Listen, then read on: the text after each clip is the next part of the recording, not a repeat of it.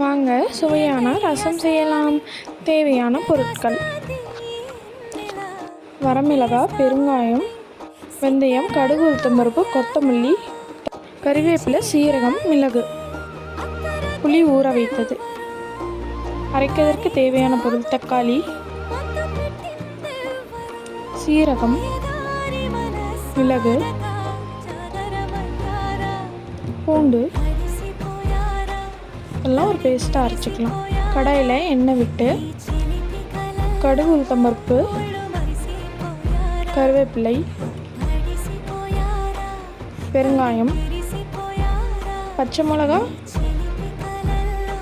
வெந்தயம், அரைச்சி வச்ச விழுது, ரசப்பொடி, தேவையான அளவு உப்பு, கொத்தமல்லி, கரைச்சி வச்ச புளி, தேவையான அளவு தண்ணி ஊற்றிக்கலாம். இந்த மாதிரி நுர வந்ததும் எடுத்தால் சுவையான ரசம் ரெடி.